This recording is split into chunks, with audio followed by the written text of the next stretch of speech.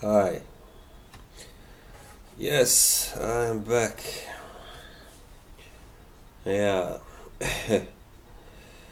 I'm giving you another prediction video.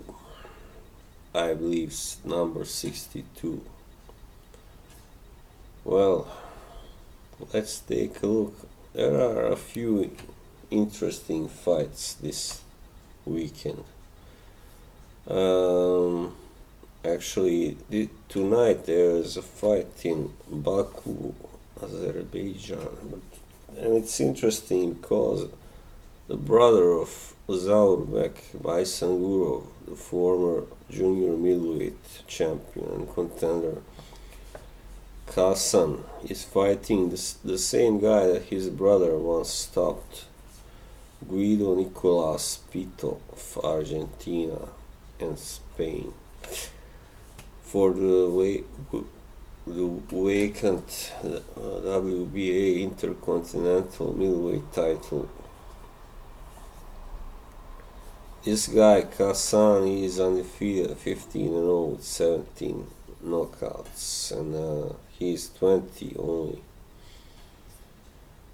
While Pito is 25, 4-0 with 8 knockouts, and he's 30. Well, Pito, his greatest victory was when he beat Jack Kulkai, who was then undefeated for the WBA Intercontinental Super Welterweight title. He is only been stopped by Zaurbek, of course, in 12th round. And yeah, well, I don't know really. This will go the distance, I believe, but because Kasan only has 7 knockouts out of 15, he has fought rather easy opponents, or all of them so far. So I don't think he's as dangerous as his brother was, and so this will go the distance. But since Baisanguro is a Chechen who lives in Ukraine, so he is more likely to be favored, by the judges. And yeah, so I think he will get a decision. And also his brother is fighting his older brother, Hussein. He's a super welterweight. Yeah, but that's a less interesting fight maybe, even though it's for IBF and WBA international and continental title. I'm not gonna say anything about it. It's just gonna take up too much time. Yeah.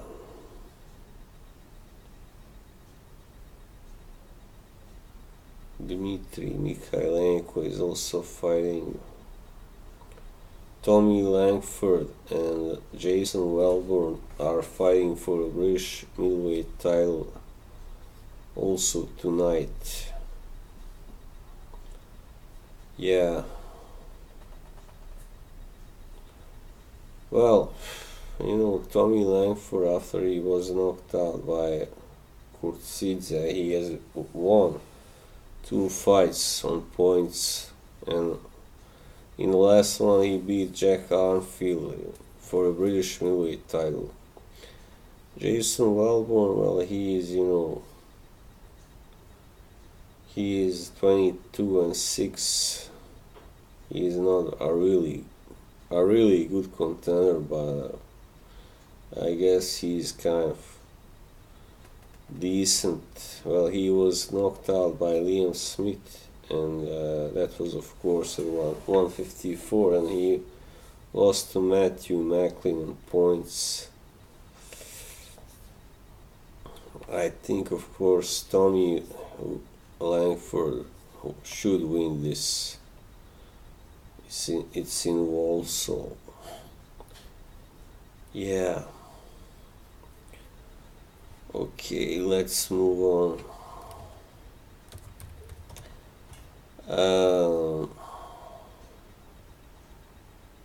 Yeah, there's a fight in Carson, California, between Ryan Garcia and Jason Velez for the vacant NABF Super Featherweight title.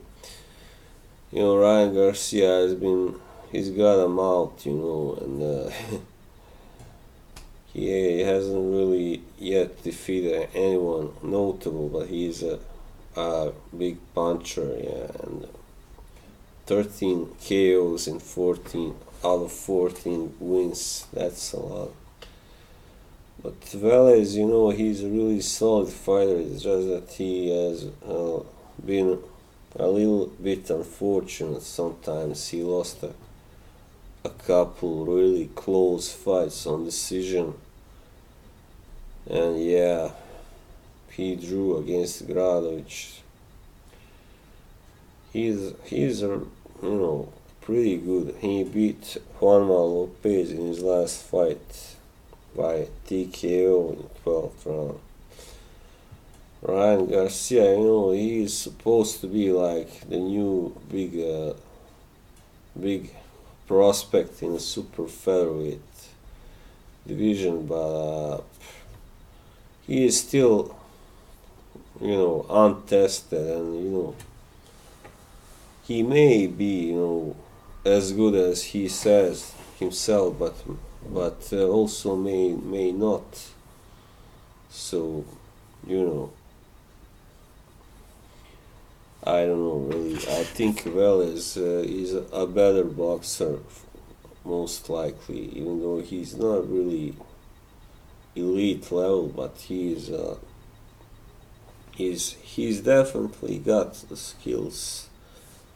So, and yeah, so I think it can go two ways. Either that Velez wins on points, or that Garcia. I mean, Velez hasn't been stopped yet, also. So, but he hasn't fought all the best yet that were prime. So he is coming up from featherweight, of course. He came up already last year. So yeah, I think people should not really expect a knockout from Garcia. I don't know really. This is a tough one. So I think either, as I said, Velez wins. I'd favor him to win on points, because I don't really know this guy Garcia well. So yeah, I should stop should stop talking about fights between fighters that I don't really know so well. Sometimes I forget myself.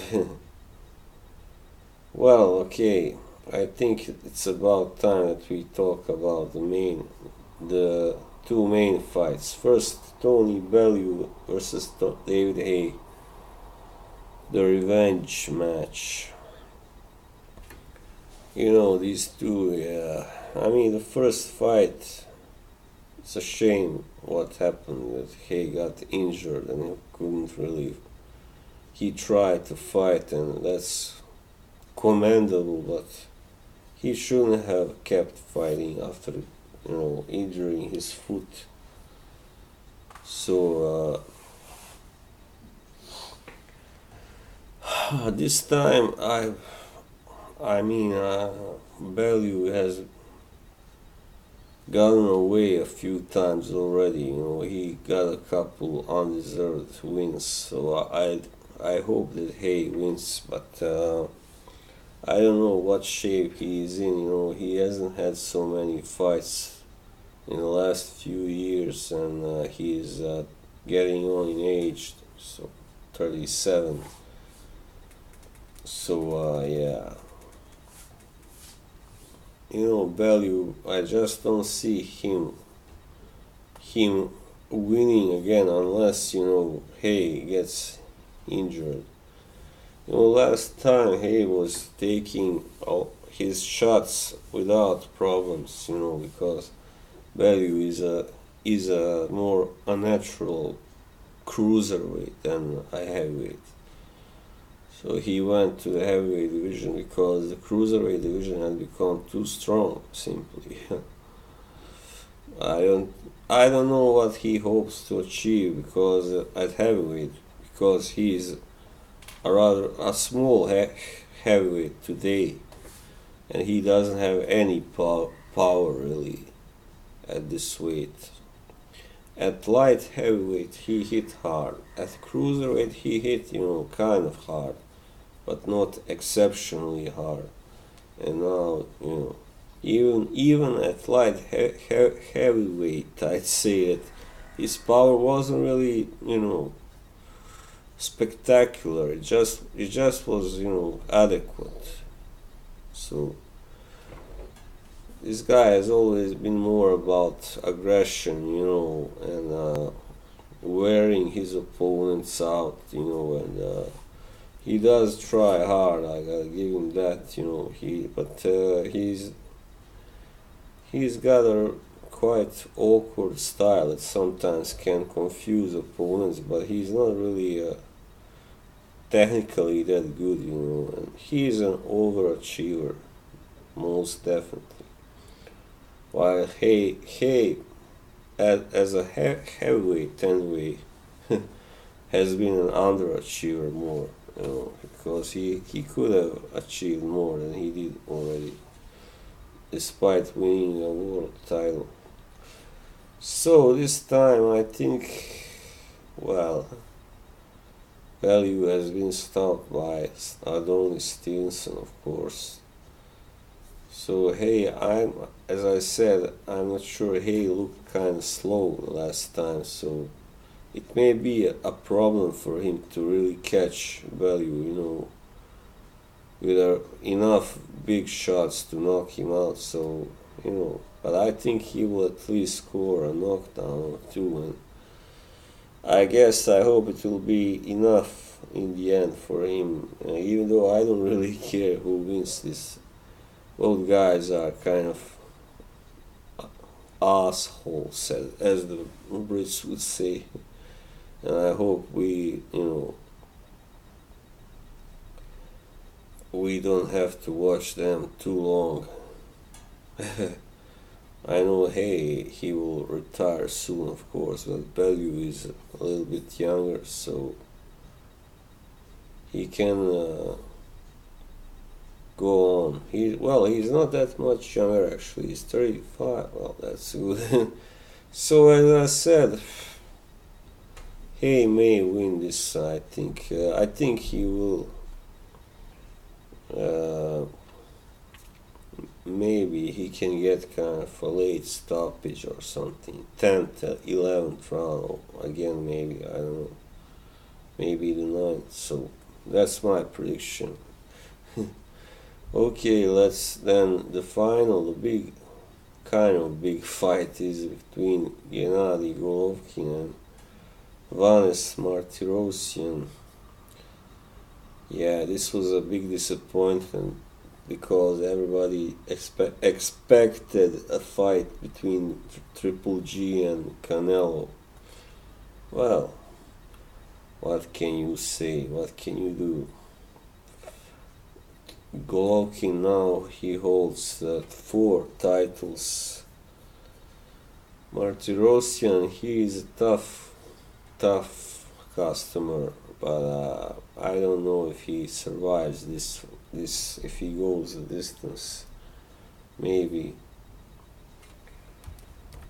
I don't think so.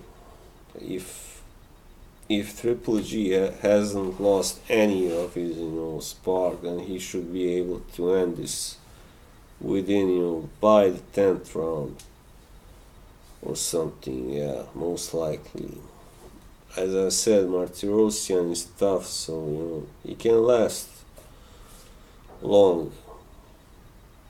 but he usually comes forward.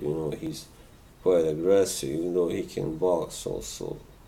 He can box some, but not well enough to beat Triple G, of course. So yeah, I think Gennady wins by a knockout or TKO in the between the 7th and the 11th round. Yeah. So that's about it. Okay, thanks for watching and see you. Bye bye.